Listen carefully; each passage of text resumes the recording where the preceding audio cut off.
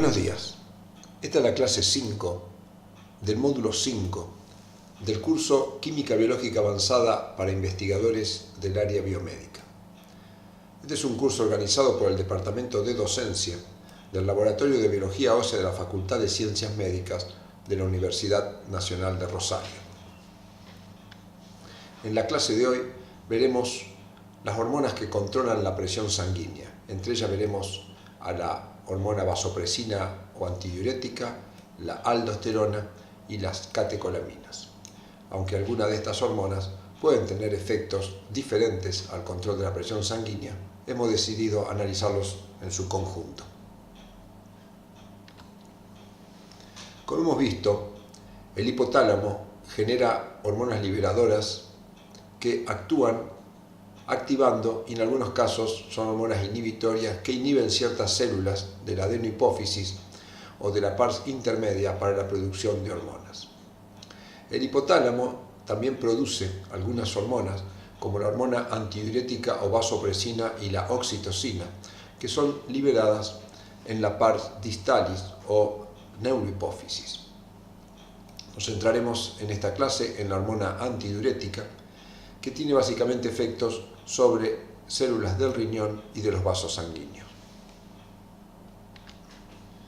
La hormona antidiurética o vasopresina recibe ambos nombres por el efecto que tiene, tanto modificando la diuresis como la contracción del músculo liso vascular. Esta hormona se sintetiza a partir de un precursor que básicamente contiene en su interior a la hormona antidiurética, que es un péptido de 10 aminoácidos, que una vez escindido termina de 9 aminoácidos con la secuencia que vemos acá, teniendo un puente disulfuro intracatenario. Además, el precursor tiene, como siempre, un péptido señal y algunos otros péptidos como la neurofisina 2 y un glucopéptido. La hormona antidiurética, como vimos, liberada a partir general en el hipotálamo y liberada en la hipófisis, en la neurohipófisis, se libera sangre, y al liberarse sangre tiene básicamente dos órganos target. Uno son los vasos sanguíneos actuando sobre el músculo liso de estos órganos, y otra es a nivel del riñón actuando en los túbulos colectores. Analizaremos uno a continuación de otro. La hormona antidiurética, al actuar sobre, en primer lugar, esta hormona se va a liberar en algunas situaciones que ya veremos a continuación, pero que en general se libera cuando tenemos un aumento de la osmolaridad plasmática o una disminución de la presión sanguínea. Al actuar sobre los receptores de arginina vasopresina, como se la suele llamar, a nivel del músculo liso, actúa a través de fosfolipasa C, por lo cual aumenta la concentración de calcio y esto estimula la contracción muscular. Al estimular la contracción del músculo liso, esto reduce el radio del vaso, contribuyendo al aumento de la presión sanguínea. Por el otro lado, a nivel de los túbulos colectores, como sabemos, el riñón es un órgano que filtra la sangre, y el ultrafiltrado pasa por los túbulos contorneados proximales, distales, asa de Henle, y luego llega a los túbulos colectores. En general este es un líquido hipotónico, y la hormona antidiurética, al actuar sobre estos receptores que median a través de adenilciclasa, estimula o aumenta la expresión de acuaporina 2 en la membrana apical de las células tubulares. De esta manera, como internamente en el riñón tenemos una osmolaridad alta comparado con la osmolaridad que tenemos en la orina, el agua va a pasar a través de la acuaporina 2 y acuaporina 3 para llegar a la sangre. Por la hormona antidiurética lo que hace es recuperar agua y disminuir el volumen urinario, es decir, la diuresis. Existen numerosos fármacos que vemos acá resaltados en color verde que pueden modificar la acción de antidiurética o su síntesis. La síntesis de hormona antidiurética es inhibida por receptores de tipo kappa que se encuentran en el sistema nervioso. La nirabolina es una droga que es un agonista de estos receptores, y al ser un agonista de estos receptores va a inhibir la producción de ADH. De esta manera va a bajar los niveles de ADH y es una droga adecuada para el tratamiento de situaciones en las cuales hay un aumento de la expresión de la producción de ADH con la consecuente retención de agua, edema y hiponatremia. De esta manera, la nirabolina lo que produce es un descenso de la ADH circulante, con lo cual tendremos menos reabsorción de agua y menos efecto sobre la contracción del músculo liso. El mosovaptan es otra droga que es inhibidor de los receptores de vasopresina, por lo tanto, sin modificar los niveles de vasopresina circulante y su producción, se puede bloquear su efecto a nivel de los túbulos colectores. Y la demeclociclina es una droga que actúa inhibiendo la adenilatociclasa, por lo tanto, aunque el receptor pueda reconocer al ADH, al estar bloqueado la adenilatociclasa, su efecto no se producirá. Acá vemos brevemente el mecanismo de liberación de ADH. La hormona antidiurética puede liberarse por situaciones de hipovolemia. Por ejemplo, ante una hemorragia hay una disminución del volumen sanguíneo, esto produce hipotensión y estimula la liberación de renina a través del aparato yuxtaglomerular del riñón. La renina es una enzima que transforma el angiotensinógeno, una proteína producida por el hígado y que se encuentra en sangre, que la transforma en angiotensina 1 y luego la enzima convertidora de angiotensina, que veremos más adelante, lo transforma en angiotensina 2. Y esta angiotensina tiene efecto estimulador de la liberación de ADH. Como dijimos, la hormona antidiurética lo que hace es retener agua y disminuir el calibre de los vasos, aumentando la presión sanguínea, con lo cual se opone a la hipovolemia que desencadenó el proceso. La hiperosmolaridad del líquido extracelular, ese aumento de la cantidad de osmoles que se encuentra en el líquido extracelular, también es sensado y estimula la liberación de ADH de manera de retener agua para normalizar la osmolaridad. El calor y los vómitos son estimuladores de ADH sencillamente porque llevan a pérdida de agua y producen de alguna manera hipovolemia y aumento de la osmolaridad. Y el frío y el etanol son efectos que inhiben la liberación de antidiurética, por eso en situaciones de baja temperatura o de consumo de etanol aumenta la diuresis debido a esta inhibición de antidiurética. Pasaremos a ver ahora la aldosterona. La aldosterona es un mineralocorticoide producido por la corteza suprarrenal, más precisamente en la región glomerular. La aldosterona es una hormona que participa en la regulación básicamente de la concentración de sodio y potasio y se halla relacionada, como veremos, a la hormona antidiurética en sus efectos. En este esquema vemos brevemente el mecanismo de síntesis. Como toda hormona esteroidea, la síntesis comienza a partir de ésteres del colesterol, que por una enzima, la colesterol esterasa, forma colesterol. Luego la enzima 20-22 desmolasa produce un corte entre el carbono 20 y 22, generando la pregnenolona. Esta pregnenolona puede tomar dos caminos. Por un lado, un camino que es estimulado, como ya hemos visto anteriormente, por la ACTH, que conducirá a la producción de cortisol, que acá está esquemáticamente representado. Y el otro es que la pregnenolona, por acción de la enzima 3-hidroxiesteroide deshidrogenasa y la 4,5 isomerasa, forme progesterona. Luego esta progesterona, con la enzima 21-hidroxilasa, coloca un oxidrilo en el carbono 21, generando la 11-desoxicorticosterona. Este compuesto, por acción de la 11-hidroxilasa, la isoenzima B2, como toda hidroxilasa usa NADPH y oxígeno, coloca un oxidrilo en la posición 11, que sería este, generando un oxidrilo en esta posición y el compuesto obtenido es la corticosterona. Luego, una enzima corticosteroide metiloxidasa lo que hace es oxidar el metilo de la posición 18 colocando un oxidrilo. Es una enzima del tipo 18-hidroxilasa también.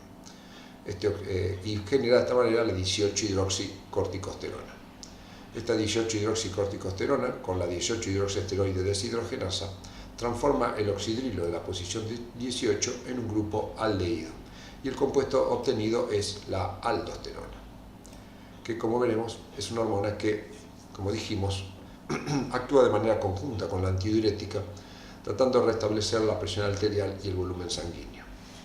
Antes de pasar a sus efectos, veremos algunas patologías asociadas a déficit enzimático. Como siempre, prácticamente todas las enzimas tienen déficit enzimático reconocido, y aquellas que no lo tienen porque todavía no se ha identificado. Acá nos centraremos básicamente en el déficit de la 11-hidroxilasa, la isoenzima que se llama 11-beta-2, porque tenemos una 11-beta-1 que cataliza el mismo proceso de hidroxilación en el carbono 11, pero que termina formando cortisol. Esta enzima es reactiva o es regulada por ACTH, mientras que la beta-2 no. Una de las patologías descritas es la hiperplasia adrenal, en el cual esta enzima es deficiente y por lo tanto hay bajo nivel de aldosterona. Al haber bajo nivel de aldosterona, esto cursará básicamente con aumento de potasio y disminución de sodio, que son estímulos para producción de aldosterona. Por lo tanto, habrá un estímulo constante sobre la zona glomerular que llevará a hiperplasia. Otra patología interesante es el hiperaldosteronismo adrenal, en el cual hay una fusión del promotor de esta enzima que cataliza la síntesis del cortisol con la zona codificante del gen que codifica esta enzima. Por lo tanto, en esta patología se encuentra una enzima que se halla en la síntesis de los mineralocorticoides, pero que tiene un promotor que responde a la ACTH. Por lo tanto, esta enzima no va a responder al sistema renina-angiotensina, que es el que lo controla, sino a la ACTH, y esto puede llevar a un ACTH se va a encontrar, digamos, no inhibida, porque la aldosterona no tiene efecto sobre ADH, y esto va a llevar a un hiperaldosteronismo porque no tiene mecanismo de control. Otras enzimas que pueden producir déficit de aldosterona son el déficit de la corticosteroide metiloxidasa, que produce la hidroxilación del carbono 18. Bueno, veamos en este esquema cómo se produce la liberación y los efectos de aldosterona. Como dijimos, la disminución de sodio lleva a una disminución del líquido extracelular y que puede reflejarse en una disminución de la presión arterial. Esta disminución de la presión arterial va a tener un efecto estimulatorio sobre el aparato yuxtaglomerular del riñón, que va a producir liberación de renina. La renina es una enzima que tiene como uno de sus sustratos al angiotensinógeno, una proteína de la sangre producida por el hígado. Por acción de la renina se transforma en angiotensina 1, que pasa a ser sustrato de una enzima conocida como enzima convertidora de angiotensina, que lo transforma en angiotensina 2. La angiotensina 2 es una sustancia que tiene varios efectos. Por un lado, aumenta la liberación de hormona antidiurética, que, como vimos, va a aumentar la reabsorción de agua a nivel de los túbulos colectores renales, y por el otro lado va a aumentar la contracción del músculo liso vascular. Por otro lado, la angiotensina 2 tiene receptores a nivel del músculo liso vascular que, a través de fosfolipasa C, produce el aumento del calcio intracelular y el aumento de la contracción, produciendo con esto vasoconstricción, es decir, disminución del calibre de los vasos, que va a repercutir en producir una retroalimentación o una inhibición de la causa original, que era una disminución de presión. Por lo tanto, la vasoconstricción va a llevar a que la presión arterial aumente. Por otro lado, la angiotensina 2 tiene receptores también en la zona glomerular de la corteza suprarrenal. En ambos casos, los receptores son mediados por fosfolipasa C, y esto estimulará la producción de aldosterona. La aldosterona, a su vez, también puede ser estimulada por un aumento de la potasemia. Esta aldosterona tiene receptores intracelulares a nivel de las células de los túbulos renales, y al unirse la aldosterona a estos receptores, básicamente tiene un efecto estimulando los canales de sodio y la sodio ATPasa, que se encuentran en esta célula, produciendo de esta manera un aumento de la reabsorción de sodio, que viene a contrarrestar el proceso inicial, que era una disminución. Este aumento de la concentración de sodio va a inhibir la producción de renina, con lo cual va a descender el efecto de la renina y la activación de angiotensinógeno. A su vez, conjuntamente con el aumento de la reabsorción de sodio, también se produce un aumento de la excreción de potasio, con lo cual esto lleva a una disminución del potasio sanguíneo, que va a inhibir una de las causas de la liberación de aldosterona, que era la hiperpotasemia. Algunas cosas importantes a tener en cuenta son las siguientes. La liberación de renina es estimulada por receptores de tipo beta de catecolaminas, que veremos a continuación, y algunas drogas, como por ejemplo el propranolol, puede inhibir a estos receptores y por lo tanto disminuir la liberación de renina. Por otro lado, un mediador químico, la bradiquinina, es una sustancia vasodilatadora que, en caso de disminución de la presión arterial, la bradiquinina tendría un efecto mucho mayor. Por lo tanto, al haber un descenso de la presión, liberarse renina, y la enzima convertidora de angiotensina lo que hace, transforma la bradiquinina en una forma inactiva. De esta manera, la bradiquinina no tiene un efecto hipotensor. Pasemos ahora a las catecolaminas. Las catecolaminas se denominan así porque en su estructura poseen un grupo catecol. Dentro de las catecolaminas tenemos tres estructuras que, como podemos ver, las tres tienen ese grupo característico, que es un anillo aromático con dos grupos oxidrilos. Dentro de las catecolaminas tenemos la dopamina, la noradrenalina o norepinefrina y la adrenalina o epinefrina.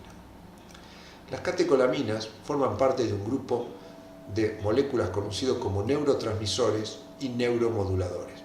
Dentro de estos neurotransmisores tenemos varias familias. Los colinérgicos, donde el principal exponente es la acetilcolina. Los adrenérgicos, que los podemos dividir en dos grupos, las catecolaminas y las indolaminas. Dentro de las catecolaminas tenemos las tres moléculas que estamos tratando: adrenalina, noradrenalina y dopamina. Y dentro de las indolaminas tenemos la serotonina y la melatonina, que estudiaremos más adelante. Dentro de los neurotransmisores aminoacidérgicos, que son aminoácidos, tenemos el ácido gamma-aminobutírico, la glicina, glutamato y aspartato, que ya hemos estudiado en otros módulos de este curso. Y dentro de los neurotransmisores y neuromoduladores también tenemos estructuras que se llaman peptidérgicas, porque son estructuras peptídicas, dentro de las que tenemos las endorfinas, encefalina y algunas que ya hemos tratado, oxitocina, y en esta clase la vasopresina y somatostatina, que hemos estudiado al ver hormona de crecimiento, y volveremos a ver cuando estudiemos las hormonas pancreáticas. Veamos el mecanismo de síntesis de las catecolaminas. Las catecolaminas se sintetizan a partir del aminoácido fenilalanina. La fenilalanina es hidroxilada por una enzima conocida como fenilalanina hidroxilasa para formar tirosina. No entraremos en grandes cantidades de detalles, pero esta reacción necesita un grupo prostético, que es la tetrahidrobiopterina, que aporta hidrógeno, formando dihidrobiopterina, la cual obviamente debe ser regenerado por la dihidrobiopterina reductasa, que utiliza NADPH. La tirosina obtenida en el primer paso, luego por la acción de la tirosina hidroxilasa, forma la 3,4-dihidroxifenilalanina, porque tiene un oxidrilo en 3 y un oxidrilo en 4. Por sus siglas se conoce como DOPA. Esta reacción también incorpora un oxidrilo, usa tetrahidrobiopterina, que forma dihidrobiopterina. En el paso siguiente, en una enzima que depende de piridoxalfosfato y por lo tanto de vitamina B6, actúa la dopa-decarboxilasa. La dopa-decarboxilasa saca un dióxido de carbono, eliminando el grupo carboxilo y transformando a la dopa en una catecolamina, que es la dopamina. Esta dopamina luego es hidroxilada, como podemos ver, por la dopamina hidroxilasa para formar noradrenalina. Esta reacción, catalizada por la dopamina hidroxilasa, necesita ácido ascórbico o vitamina C, que cuando se produce la reacción se transforma en ácido dehidroascórbico, el cual debe ser regenerado a través de la enzima glutatión transferasa, que utiliza glutatión reducido. Y finalmente la noradrenalina es transformada en adrenalina en la médula suprarrenal por acción de una enzima, la fenil-etanolamina N-metiltransferasa, que le coloca un grupo metilo en el grupo amino de la noradrenalina. Es importante reconocer que esta reacción necesita un dador de grupos metilo, que es la S-adenosilmetionina, que se transforma en S-adenosil-homocisteína. En este esquema está detallado cómo se regenera la S-adenosil-homocisteína a S-adenosil-metionina. Brevemente, la S-adenosil-homocisteína es degradado a homocisteína y adenosina. La adenosina se transforma en AMP, luego en ADP y en ATP. Por otro lado, la homocisteína se transforma en metionina utilizando 5-metiltetrahidrofolato, que es un dador de metilo. Entonces así, la metionina con el ATP forman nuevamente S-adenosilmetionina a través de la enzima S-adenosilmetionina sintetasa. ¿Cómo se degrada la adrenalina? La adrenalina tiene básicamente dos caminos, analizaremos en detalle uno de ellos.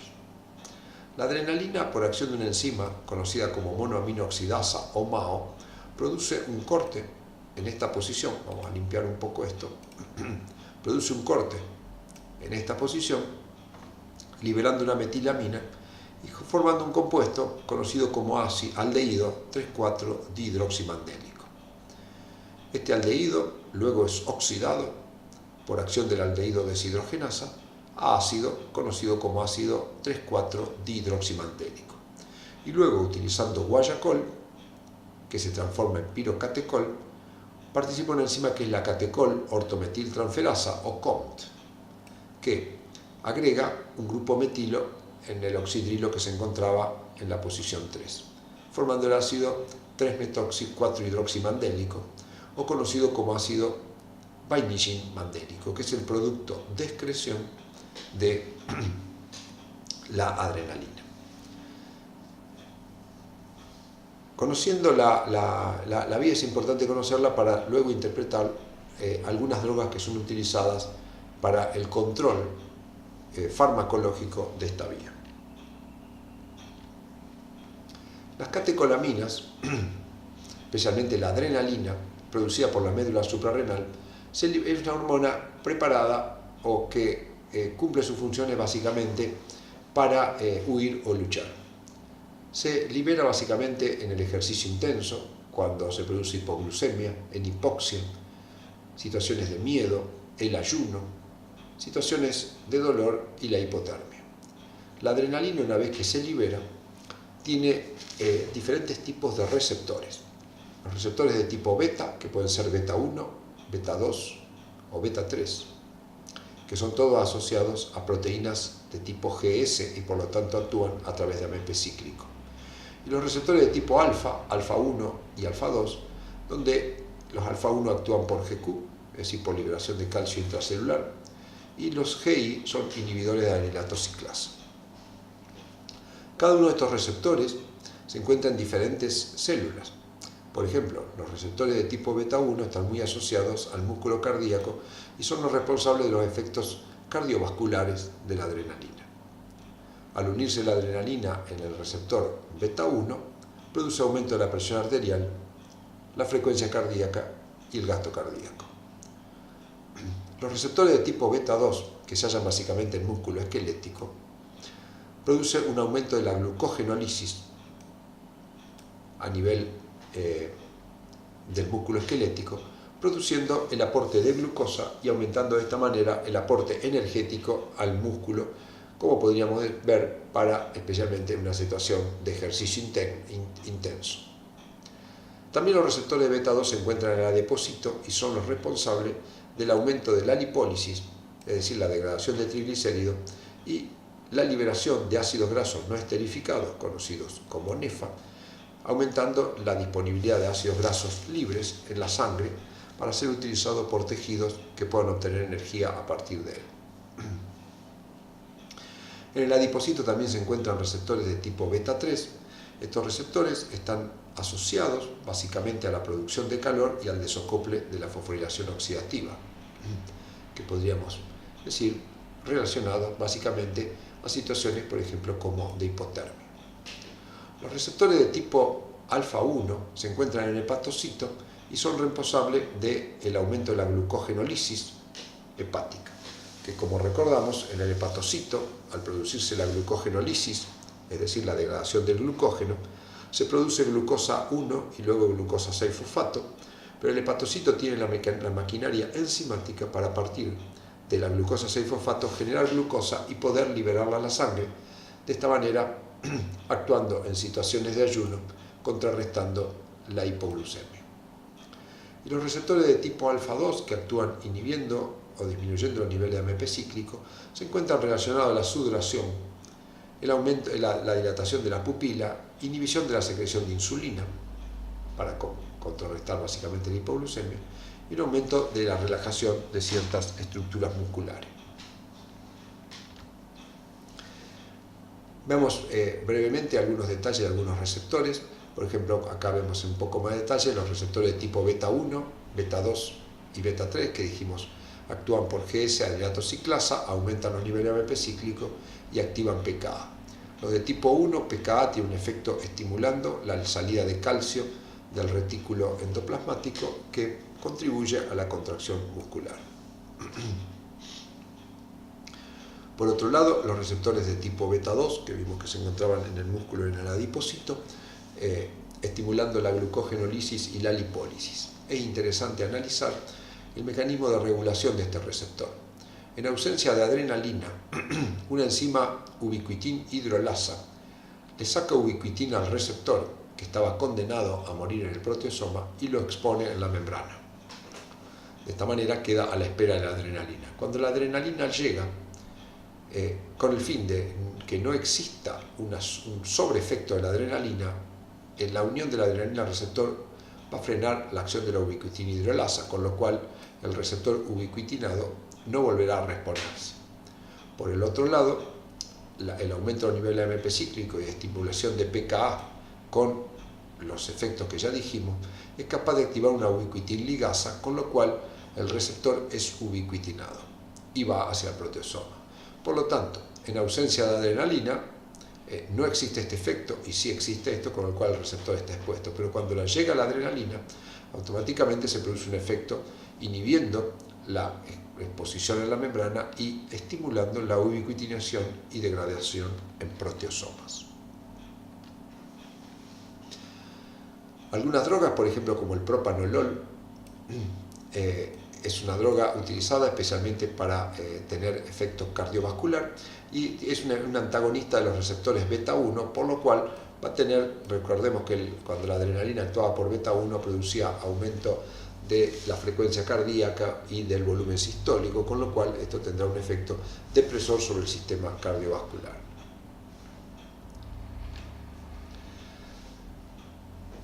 Otra sustancia son los inhibidores de la monoaminoxidasa. La enzima monoaminoxidasa, vimos que es una enzima que se encarga de degradar la adrenalina. Cuando los efectos de la adrenalina son muy grandes, la monoaminoxidasa lo degrada. Si tuviéramos un déficit de adrenalina y quisiéramos potenciar los efectos de la adrenalina, estas sustancias conocidas como inhibidores de la MAO tienen un efecto frenando esta vía, con lo cual la adrenalina va a tener una vida media más larga. Son sustancias en general que actúan como antidepresivos.